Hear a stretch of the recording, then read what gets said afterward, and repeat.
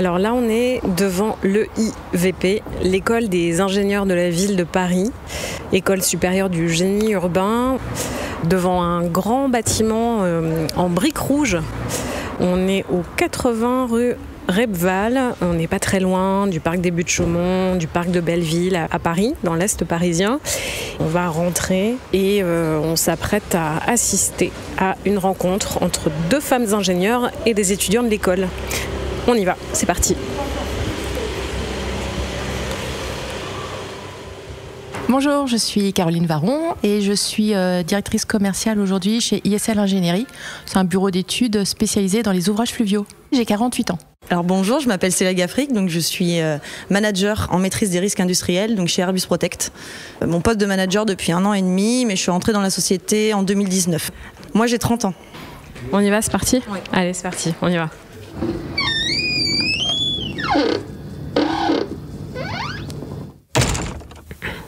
Bonjour. Tu viens pour participer ? Ouais. Bonjour, je m'appelle Jeanne Réginet. Je suis actuellement en 2e année à l'EIVP. J'ai pratiquement 22 ans. T'as une idée de ce que t'as envie de faire après ? Du coup, actuellement, je vais me spécialiser dans une autre école dans le bâtiment, dans le domaine de l'immobilier, pour la maîtrise d'ouvrage. Vraiment construire les bâtiments de demain, tout en ayant la discipline d'avoir un bâtiment en rapport avec le développement durable. Bonjour, je m'appelle Tian Shen et je suis à l'école en 2e année. J'ai 27 ans en fait. J'ai grandi en Chine. Je suis venu après le bac pour faire des études. Qu'est-ce que tu veux faire plus tard ? Est-ce que toi, tu as une idée ? Je pense que surtout tout ce qui est lié avec la ville. Donc voilà. Bonjour, je m'appelle Sabrine Benhamouda. J'ai 21 ans. Donc je suis en 2e année. Et la filière, c'est génie urbain, un peu génie civil. Pour l'instant, j'ai pas un projet vraiment défini sur ce que je veux faire plus tard. J'aimerais bien peut-être m'orienter plus dans les transports, mais je n'en sais pas encore plus. Sabrine, est-ce que tu aurais une question à poser ? Je voulais vous demander si dans votre parcours, vous aviez toujours su vers où vous dirigez et est-ce que vous avez pensé à vous réorienter et est-ce que ça vous plaît aujourd'hui votre métier et ce que vous faites ? Je vous vois acquiescer. Vous allez peut-être répondre toutes les deux. Alors, pour ma part, je pense que c'est en grande partie lié au hasard. Alors déjà, pourquoi j'ai fait une prépa ? Parce que j'étais bonne en maths et du coup, je ne savais pas trop quoi faire d'autre. Après, le choix de l'école, je crois que j'ai d'abord choisi la ville avant de choisir l'école. Après, c'était en fonction des opportunités de stage.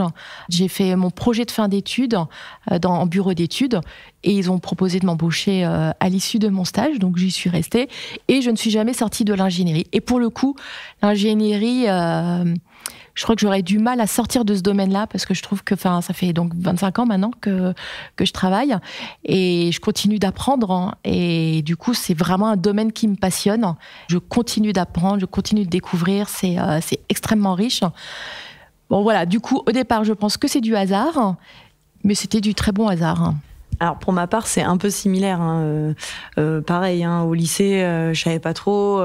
J'étais bonne à l'école. On m'a dit, on va en prépa, donc je suis allée en prépa. En prépa, un peu plus compliqué, mais j'étais bonne en chimie. Alors j'ai fait une école de chimie. À ce moment-là, j'ai fait un stage aussi d'1 an. J'ai fait une coupure entre ma 2e et ma 3e année. J'ai fait une césure pour faire de la chimie organique, vraiment sur de la pharmaceutique. Et je me suis dit que c'était pas du tout pour moi. Absolument pas. Et que, en fait, je me suis rendu compte à ce moment-là que je voulais changer de secteur. Et que, heureusement, mon école proposait en option de faire de la sécurité. Donc, c'était un peu l'option qui me permettait de sortir de la chimie. Les autres, c'était que lié à la chimie. Donc, j'ai fait de la sécurité. Après, j'ai trouvé un travail dans ma région d'origine, la Bretagne. Et puis, petit à petit, en fait, c'est ça, c'est le hasard au départ. Et puis, petit à petit, on se connaît de mieux en mieux. On commence avec nos expériences, à voir ce qui nous intéresse un peu plus sur certaines personnes vont être de plus en plus attirées sur de la technique, sur de l'ingénierie pure et dure. Moi, mon cas, il est un peu différent. J'ai commencé sur de la technique. Petit à petit, je suis de plus en plus intéressée par du management de personnes et de la gestion. Et donc, on se dirige en fait au fur et à mesure vers ce qui nous intéresse. Mais c'est très compliqué de savoir dès 18 ans ou 20 ans, d'être certain que c'est ça qu'il nous faut, quoi, qui nous correspond. C'est intéressant pour toi, les parcours ? Parce que pour moi, je suis aussi un peu perdue. J'ai pas d'idée précise de mon projet professionnel. Et je me reconnais assez sur le parcours par rapport à la prépa, un peu du hasard, etc. D'autres questions que vous avez envie de poser ? Alors j'avais une double question qui se rejoignent un peu. C'est concernant le plafond de verre. Est-ce que vous aviez été confronté à ça ? Parce qu'en tant que femme, même si ça commence à se briser, sans mauvais jeu de mots, vous avez pu avancer, répondre à vos ambitions et aussi répondre à vos envies, par exemple, d'agrandir une famille ou de vous développer d'un point de vue carrière, mais aussi d'un point de vue familial. Je pose ces questions-là parce que j'ai un peu peur de subir ces deux questions-là pour plus tard. Alors effectivement, je pense que la maternité, effectivement, elle intervient dans tout ça. Alors moi, pour ma part, j'ai 3 enfants. Donc ça m'a pas empêché d'en avoir. Et pour donner un autre élément de réponse, il se trouve que en fait mi-juin, je passe directrice générale de ma société. Bon, c'est aussi la preuve qu'il n'y a plus de plafond de verre. Aujourd'hui, je pense que vraiment dans nos sociétés, la question ne se pose plus, dans le sens où il y a des postes qui sont réservés qu'aux hommes. Non, c'est pas vrai. Aujourd'hui, les postes sont tout autant réservés aux hommes qu'aux femmes. C'est plutôt aujourd'hui, est-ce que les femmes ou des hommes se sentent capables d'aller sur ces postes-là. Mais voilà, pour moi, le plafond de verre, il n'existe plus. Il faut pas se le mettre, en tout cas. Célia, vous voulez réagir au plafond de verre ? Je suis d'accord avec Caroline sur le fait que c'est pas du tout lié à l'entreprise. Pour moi, c'est plutôt si la personne, si la femme décide ou est plutôt en accord sur le fait que sur certains postes à haute responsabilité, elle va être capable en fait d'ingérer cette charge en plus de les enfants, etc. Mais la question se pose pour un homme normalement aussi en fait. La femme n'est pas censée avoir plus de charge mentale au foyer qu'un homme. Mais ça, c'est encore un autre sujet de société. Mais de mon point de vue, j'ai 30 ans.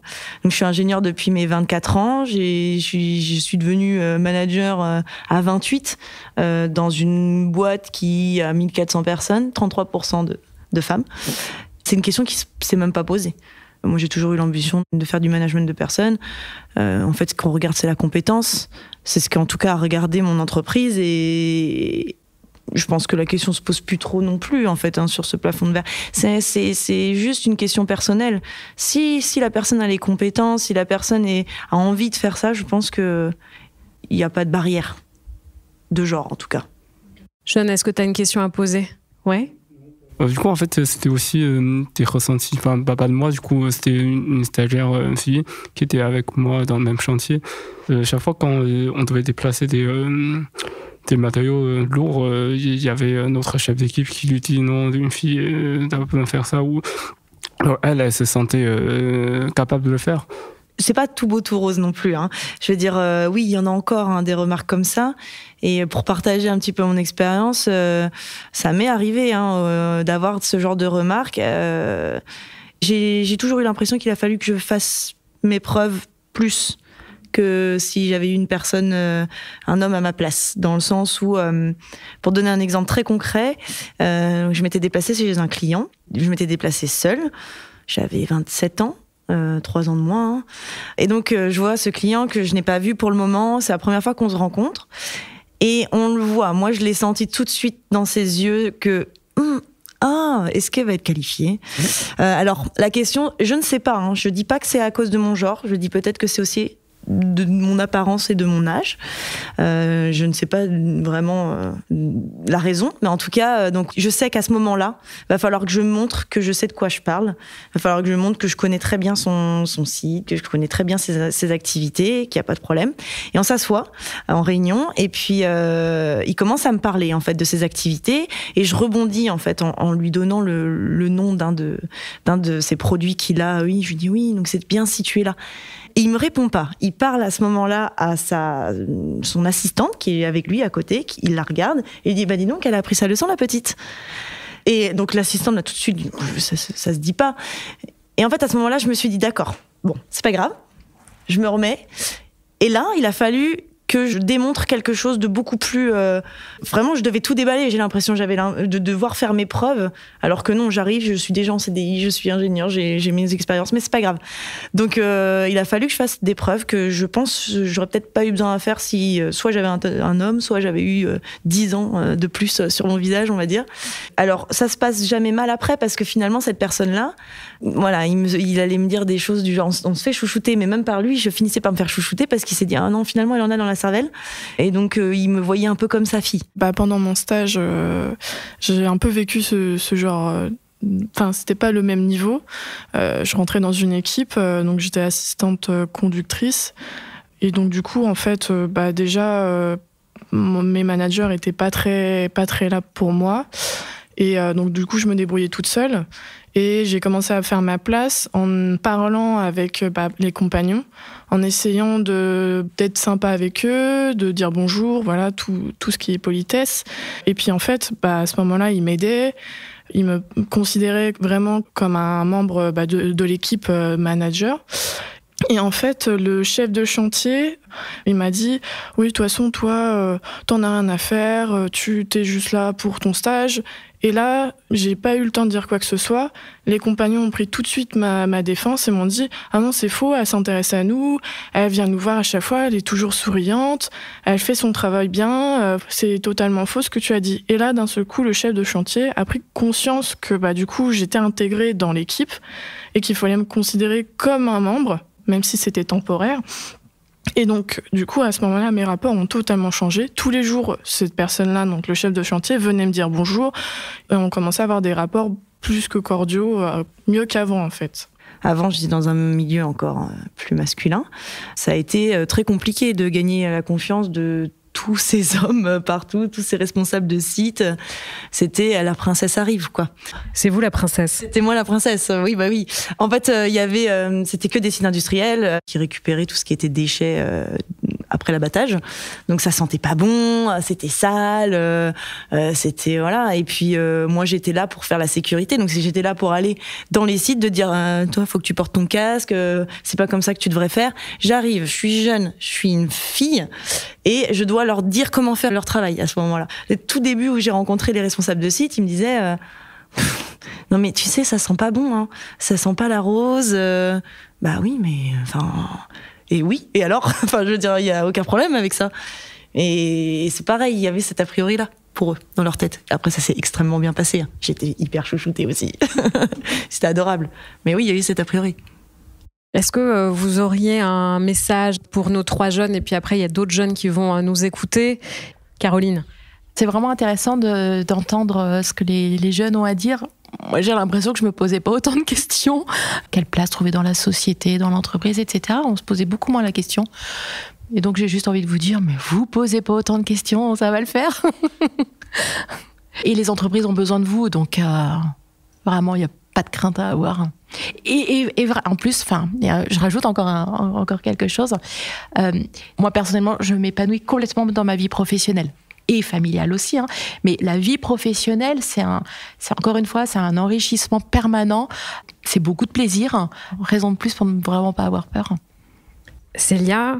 Oui, alors, je me posais ces questions, personnellement, déjà, sur la place de la famille, du professionnel, des choix qu'il faut faire ou pas, et ce qu'il faut en faire. En fait, on se rend compte, une fois qu'on y va, qu'il n'y a pas besoin de se prendre autant la tête. Je pense que ça arrivera au fur et à mesure que vous allez grandir, avoir des expériences, mûrir, et puis vos choix vont se déterminer comme ça. Moi, si je devais donner un conseil, c'est de ne pas se mettre de barrières, que ce soit sur les réorientations, que ce soit sur le fait d'être une femme dans une entreprise. Tout est une question de comportement. Si vous voulez quelque chose et si c'est pas l'entreprise qui va vous empêcher parce que vous êtes une femme ou parce que vous avez des enfants, si vous avez envie de le faire, vous pouvez toujours vous donner les moyens. Il n'y a pas besoin de se mettre des barrières, je pense. Merci beaucoup. Bravo à vous. Vous pouvez vous applaudir si vous voulez.